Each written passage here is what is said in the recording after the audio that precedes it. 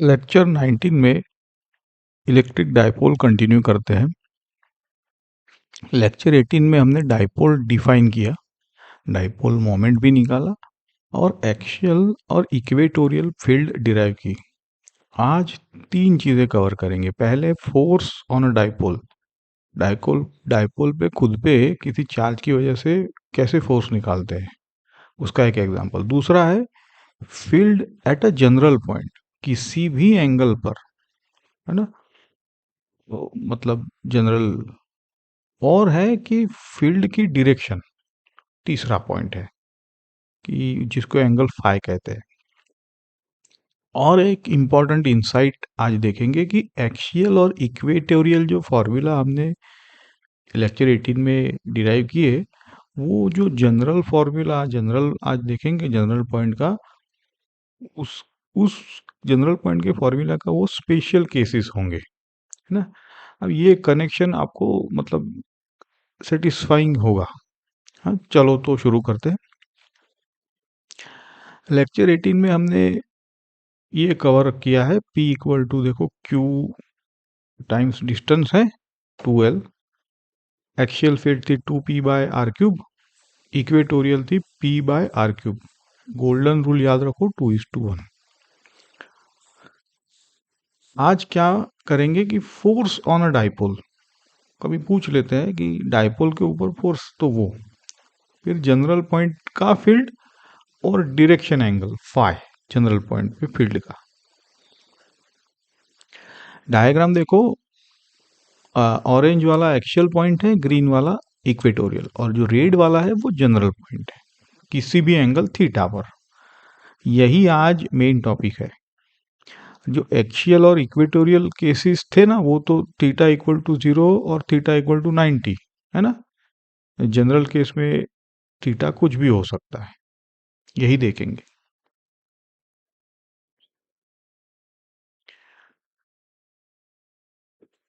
ये सेटअप है dipole of a moment p और दो चार्जेस है, Q है, दोनों प्लस Q इक्वेटोरियल लाइन पर है और डिस्टेंस a दूरी पर है डाइपोल से। तो डाइपोल पे नेट फोर्स क्या लगेगा? तो स्टेप वन देखो, पहले सोचो कि वो चार्जेस कहाँ है, तो डाइपोल के इक्वेटोरियल लाइन पे है, तो डाइपोल का फील्ड वहां क्या होगा? तो इक्वेटोरियल का फील्ड हमें पता है ना, के पी बाय आर क्यूब, और डायरेक्शन होता है अपोजिट टू पी, मतलब डाउनवर्ड इस केस में, क्योंकि डाइपोल अपवर्ड है। स्टेप टू में अब फोर्स निकालेंगे चार्ज पे, है ना। तो फोर्स क्या होता है? फील्ड जो है times the charge itself, F equal to Q P करेंगे हम, क्यू ई, तो और तो Q P by A cube और 1/4 पाई एप्सिलॉन नॉट, है ना। दोनों पे यही होगा, डाउनवर्ड। अब क्या करेंगे कि न्यूटन का थर्ड लॉ लगा देंगे। हमने फोर्स तो कैलकुलेट किया है चार्जेस पर जो डाइपोल की वजह से। अब न्यूटन के थर्ड लॉ से force on dipole due to each charges equal to, ये वही इक्वल एंड अपोजिट वाला टोटल फोर्स, तो एफ नेट 2F हो जाएगा अपवर्ड, है ना। तो इसको आप Q P by 2 pi epsilon A cube आएगा। देखो,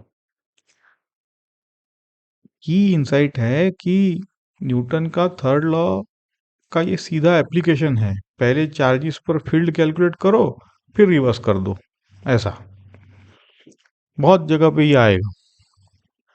चलो आगे बढ़ते हैं। ये मेन पार्ट है। पॉइंट पी का डिस्टेंस, अगेन हमने क्या कह रहे थे, हम ओ से आर का डिस्टेंस, है ना, सेंटर से आर लेते हैं। यहाँ पे एंगल है थीटा एक्सिस से, है ना। एक्सिस क्या होता है वो भी आपको पता है, डायपोल की एक्सिस। स्ट्रेटेजी है पी वेक्टर को रिजॉल्व करो। P1 हो जाएगा P cos थीटा OP के अलोंग, ये P1 का एक्सियल पॉइंट होगा, और P2 P sin theta OP के परपेंडिकुलर। ये P2 का इक्वेटोरियल पॉइंट है P पर। अब करो क्या कि एक्शियल फॉर्मूला लगाओ P1 पर, इक्वेटोरियल फॉर्मूला P2 पर, है ना। वो फॉर्मूलाज तो हम जानते हैं लेक्चर 18 से। तो E1 along OP, E2 OP के perpendicular, resultant E vector addition कर लो और एंगल फाई बोलो इस बार, है ना, E और OP के बीच, है ना। अब नंबर्स पे चलते हैं, आगे बढ़ते हैं। देखो E1 आएगा हमारा K2P/R³ लगाना है तो P1 क्या था यहाँ पे, 2P cos θ/R³ along OP। Similarly E2 आपका आएगा KP मतलब P2/R³, है ना। तो ये आपका P sin θ/R³, ये परपेंडिकुलर टू OP होगा। अब E1 परपेंडिकुलर टू E2, तो रिजल्टेंट क्या हो जाएगा, under root of E1² plus E2², perpendicular है तो क्या, तो इससे आपका P/4πε0R³ times root of 4 cos² theta plus sin² theta, है ना। देखो ठीक है, तो अब 4 cos² theta plus sin² theta को सिंप्लीफाई करो तो आपका आएगा 3 cos² theta plus cos² theta plus sin² theta. तो इसको हम 3 cos² थीटा प्लस 1 लिखेंगे। फाइनल आंसर आपका है E = 1/4πε0 P/R³ और रूट ऑफ 1 + 3 cos² थीटा। अब दो क्विक चेक्स करो यहाँ पे, है ना। थीटा = 0 तो एक्शियल हो जाएगा, तो अंडर रूट 1 + 3 = 2P/R³, है ना। थीटा = 90 तो इक्वेटोरियल हो जाएगा, अंडर रूट ऑफ 1 + 0, तो ये P/R³ आ रहा है ना। लेक्चर 18 के जो दोनों फॉर्मूलाज इस एक फॉर्मूला के अंदर है, तो ये एक फॉर्मूला याद करो, दोनों ऑटोमेटिकली आ जाते हैं।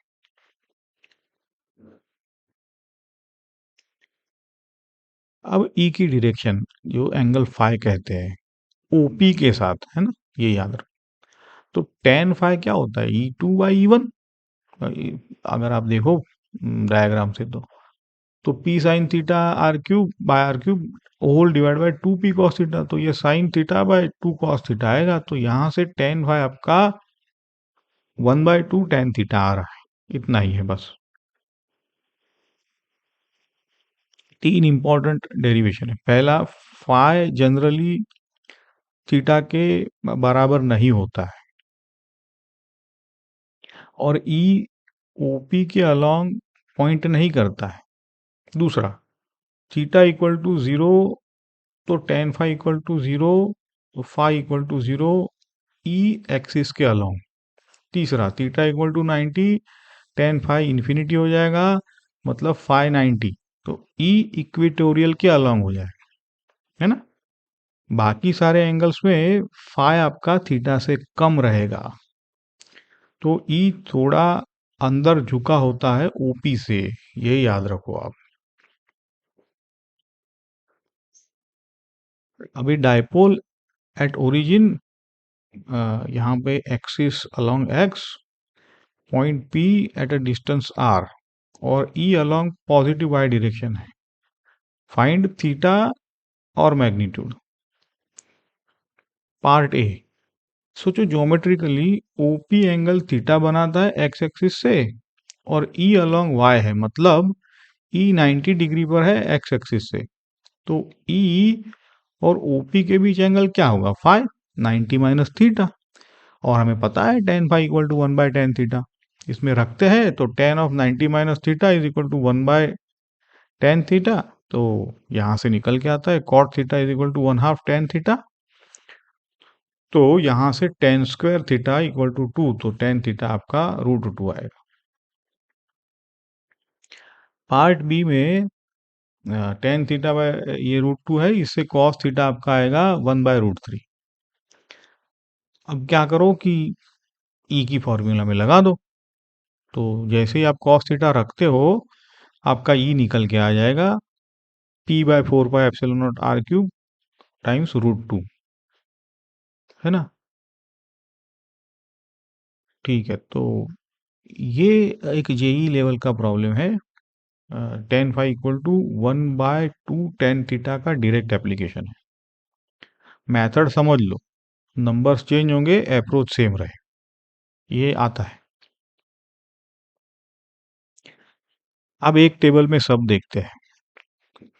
एक्सियल मतलब 2p/r³ along p, equatorial p/r³ anti parallel. Check करो जनरल फॉर्मूला में थीटा 0 और 90 डालो, दोनों रिजल्ट आते हैं।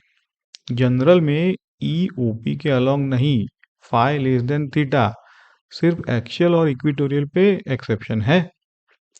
गोल्डन फॉर्मूला है आपकी E equal to P/4πε0r³ times √1+3 cos² theta, इसको याद करो।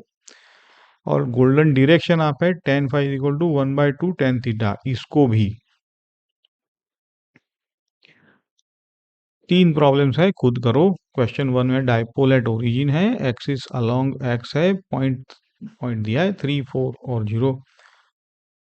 आर और कॉस थीटा कोऑर्डिनेट से निकाल लो, फिर ई, है ना। हिंट है आपकी r√9+16 और कॉस थीटा 3/5। क्वेश्चन 2 है जनरल फॉर्मूला से किसी थीटा पर E equal to half of axial field, solve करो। अब क्वेश्चन 3 में प्रूव करो कि ई किसी भी पॉइंट पर एग्जैक्टली ओपी के अलोंग पॉइंट नहीं करता जब तक थीटा इक्वल टू 0 या 90 ना हो, है ना। आप tan phi equal to 1/2 tan theta use करो। चलो हम कह सकते हैं कि लेक्चर 19 डन।